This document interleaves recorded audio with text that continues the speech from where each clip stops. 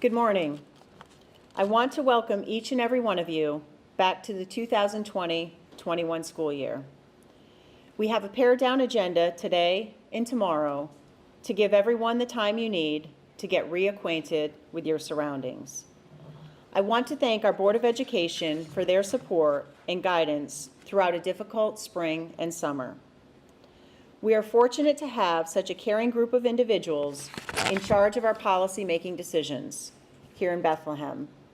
They are Holly Dellenbaugh, President of the Board of Education, Meredith Moriarty, Vice President, Willow Bear, Christine Beck, Jonathan Fishbein, Chris Meyer, and Wendy Sampson. Holly could not be here with us today, but she will cap off this presentation with some words of encouragement for each of you. As I began to put together my remarks to share with you this morning, I struggled with where to begin. I kept thinking to myself, what will the staff want to hear from me as we begin a school year like no other? I looked for alternatives, I sought guidance, and what I heard from some of your colleagues is that I should not stray from the ordinary, that a feeling of normalcy could help in this time of adjustment. It's hard to see things as normal when you're talking to an empty room, but here goes. I will offer what I've tried to instill in you for the past 6 years: my admiration, some reassurance, and most importantly, some timely reminders that without a doubt, you can do anything. All you need to do is think back to March 13th, the last time we were all together. I thought we would be closed for a couple of weeks and be back in our schools. I think we all did. During the closure, I can tell you that I have gone through many phases of emotions, from sadness to anger to grief and loss, frustration, and so many others. Families, some of our own, whom we know and love, have been impacted by COVID in different ways. Some have lost loved ones, others have suffered from loneliness, lost hope, or the fear of an uncertain future. Through all of this, families here in the Bethlehem Central School District have been able to count on one thing: their schools, our schools, you and your colleagues. In an amazing display of tenacity, innovation, and hard work, you were able to pivot, to move like trained dancers, maintaining your balance while gravity tugged at you, pulling you in different directions. With no advance warning, you entered a brave new world of Google Meets, Zoom rooms, mute, unmute, and more. It was grace under pressure, and if you weren't sweating it out, it didn't show. I'm so grateful for just how much our faculty and staff have contributed to the BC community over the last several months. To our teachers, you not only provided a continuity of instruction, you gave your all. Our food services staff was not about to let children go hungry, and in doing so, have prepared and handed out more than 32,000 meals to families since March. Our transportation department pitched in to deliver meals to those who could not make it to the high school to pick up food. And with the help of support staff, cleared out lockers, bagged up student items, and delivered them home to thankful students and families. Our administrators and department leaders volunteered to direct traffic and handed out meals in between countless meetings and strategy sessions on a reopening plan that began way back in the spring. Our facilities and maintenance teams have kept pace with the new cleaning directives and a summer to-do list that would bring most of us to tears. And our technology staff has distributed, collected, and distributed again more than 5,000 devices to students and staff. And I can't forget the marathon effort of those who pulled off the first ever mail-in ballot budget vote, counting votes late into the night with a small dedicated crew. All I can say is that if we can do it with little time to prepare, it can certainly be done. And when it looked like the class of 2020 would be cheated out of the kind of celebration they deserved, the high school pulled off the impossible. It began with a very special convoy delivering caps and gowns to the homes of graduates.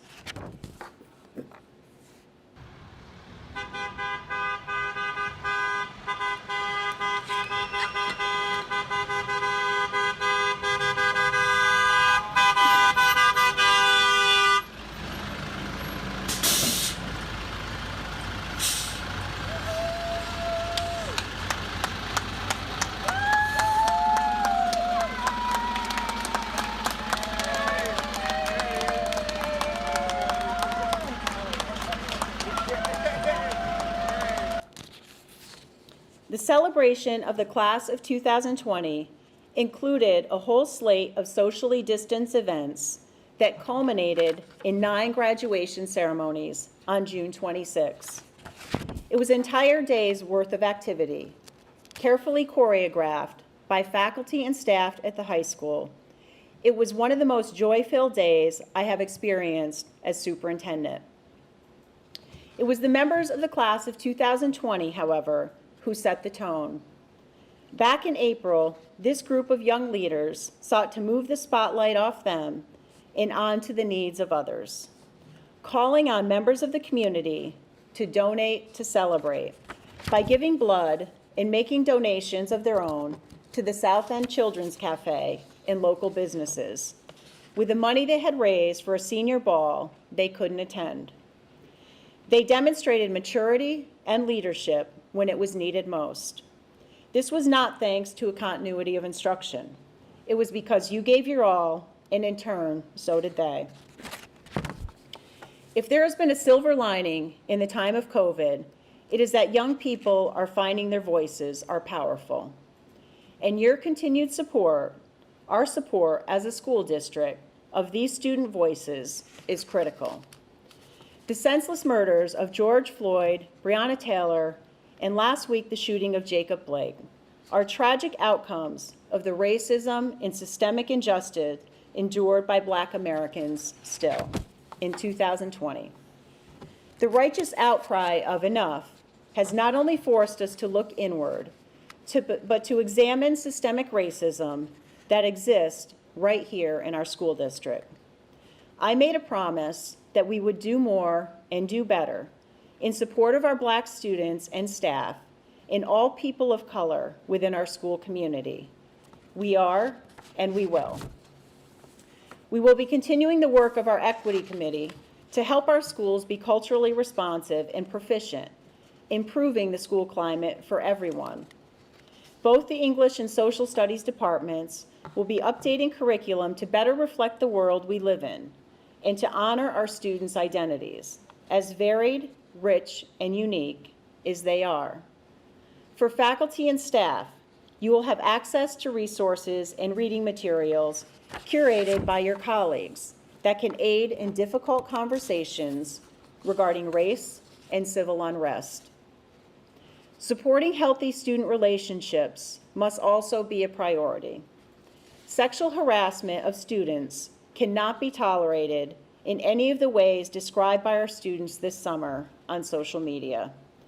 And while sometimes these incidents go unreported or unseen, it's we, as administrators, teachers, counselors, coaches, and support staff, who shape the school culture.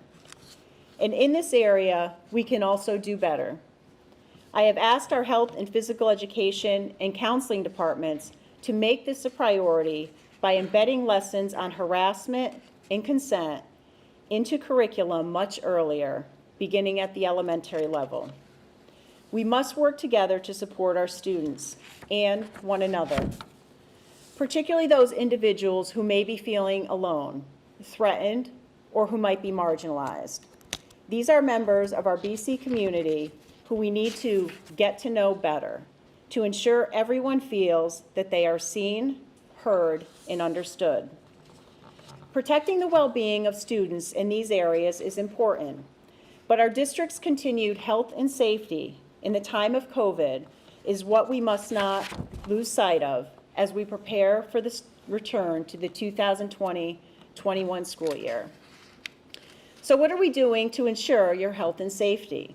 Social distancing with smaller cohorts of students and less movement in our buildings.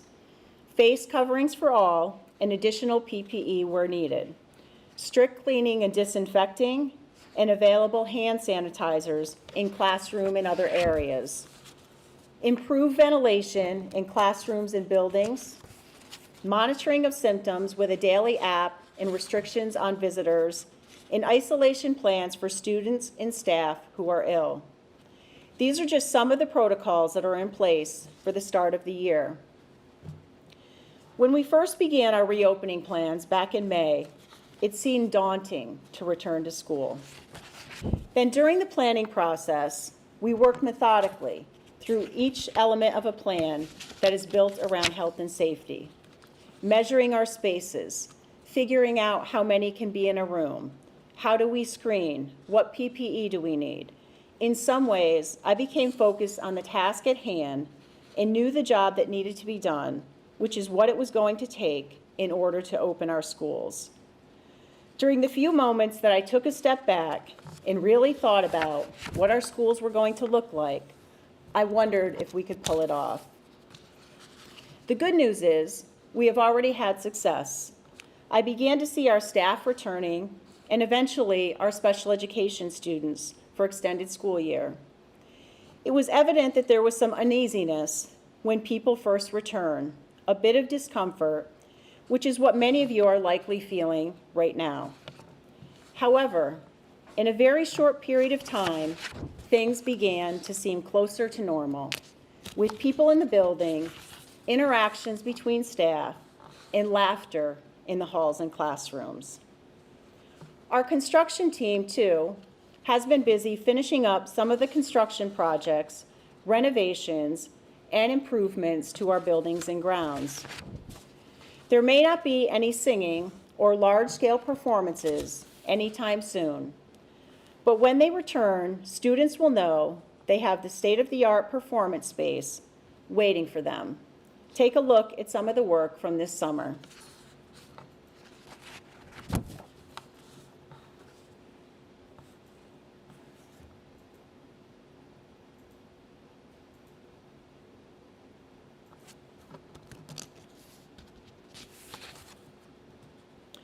While we are talking about things that are new, I want to welcome our new teachers and staff to the district. Welcome to Lisa Birchmore, Gina Buswell, Stephanie Cook, Emma Cremo, Evan Denning, Lisa Dennison, Sarah Genovese, Timothy Jeffries, Thomas Kearney, Melina Mitchell, Dorothy Osborne, Hannah Parker, Mayur Patel, Michael Rankin, Kristen Reinhart, Laura Rosa, Lily Rose Rubiek, Lauren Snyder, Catherine Sir, Sarah Laster, Nicole Zacchio, Al Vincent Watkins, Catherine Zinecki, Lisa Maloney, Danilyn Foreman, Olga Grigorieva, Amy Krawicki, and Emily Korchian-Partak. I'd also like to celebrate those among you who are reaching milestones during the 2020-21 school year. While we can't be together this year to applaud your accomplishments, please know that your service to the students of Bethlehem are carried with them long after they leave BC, in careers around the globe and to families of their own, and in some cases, in a full circle return to the classroom. Nothing says more about how deep of an impact you made on our students than when we find some of those same students on these lists of new teachers and staff. So please join me in congratulating the following individuals as they celebrate the start of their 25th year with us. Nope, wrong slide, though I guess they'll also be celebrating 25 years. Congratulations for 25 years of service to Andy Baker, Nancy Davis, Joanne Honeywell, Kyle Meyer, Kevin Smith, and Jennifer Steele. For 30 years of service, I'd like to congratulate Brian Carl, Regina Marsh, Fred Powers, Robin Sarnacki, and Jan Sininsky. By the way, we found this in one of your files, but have decided to overlook the incident. And lastly, this will be the 35th year for Donna Asprian in transportation.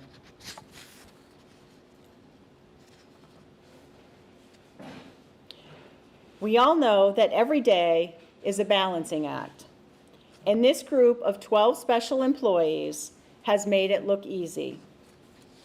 Last year, in my opening remarks, I talked about the importance of empathy. I don't think anything could be more relevant today. I think we all know that we are going to be experiencing shifts during the school year that are outside of our control. We need to do our very best to keep things as seamless as possible during these changes. But we also need to do a couple of other things. First, give ourselves a break and do the best we can while recognizing that things are not always going to be perfect. Then, show empathy to others, students, families, colleagues, who are struggling with things that may or may not be related to work or school. Sometimes you don't realize the power of these connections. Right after the governor announced in May that schools would remain closed for the rest of the year, a parent wrote this about her children's teacher as part of Teacher Appreciation Week. Since we moved to this country 3 years ago, my daughters have received E&L instruction at Slingerland's. Jennifer Lewis has been such a big part of not only our children's learning, but also our adjustment to a new beginning in America. My younger daughter has been having a rough time. Every night, she tells us that she misses school so much that it hurts. Miss Lewis has gone out of her way in so many ways to engage my daughter and to get her out of her funk. But she outdid herself on Saturday. After I told the girls they would not be returning to school for the end of the year, they were inconsolable. Without missing a beat, Miss Lewis discussed the issue of not returning to school, helping the children realize that while it's sad, they still have each other and will continue to be a part of each other's lives, regardless of distance. But Miss Lewis didn't stop there. Because Miss Lewis is the kind of teacher and human who does more. Miss Lewis surprised my daughters today by driving up to our home for a socially distanced visit. It was a great surprise for them, but we both knew it meant so much more. It got my younger daughter out of the house, it lifted her spirits, and the shy smile on her face said it all. She did this for me? Yes, Miss Lewis did this for you, my sweet daughter. The course of a school year, absent a pandemic, is not always a smooth one. But we are fortunate to be united in a mission that is more important than most. 87% of students have chosen to return for in-person instruction this fall. 13% will learn in a virtual environment. Overwhelmingly, our students want to be back in school, and we can't wait to welcome them. And while there will be a new way of doing things, you have already proven that you can do the kind of step-ball change needed to carry out that mission during uncertain times. Just remember that the weight of what lies ahead is not yours alone. Your colleagues are here for you, and so am I. As a twin, I've been fortunate to never be alone. Some of you may remember these trained dancers. Distance now, yes, but not alone. My sister Amy makes life's ups and downs easier, and that's what I want you to do for one another, and it's what I want to do for you. During the first weeks of school, I'll be holding online office hours so I can answer any questions you may have or provide you with the support you need. Please watch your email for information and times. Thank you for the incredible work you do on behalf of the Bethlehem Central School District. And now, I'll leave you with a message on behalf of the Board of Education. Holly Dellenbaugh, please take it from here. Good morning and welcome back to school.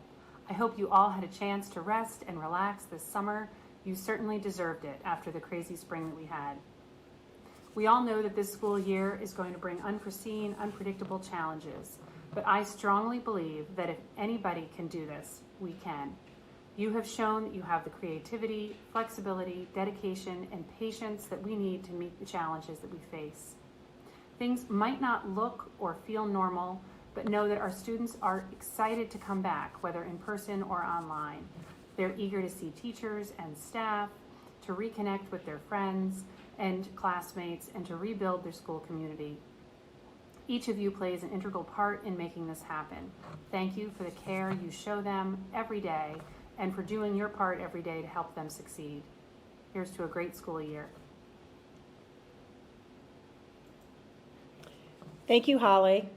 And with that, we begin the 2021 school year. May it exceed all expectations and be the best year ever. Just a reminder that following this, there are BCTA and BCUEA virtual meetings, and following that, there will be building meetings that have been scheduled. Thank you and have a great beginning to the school year.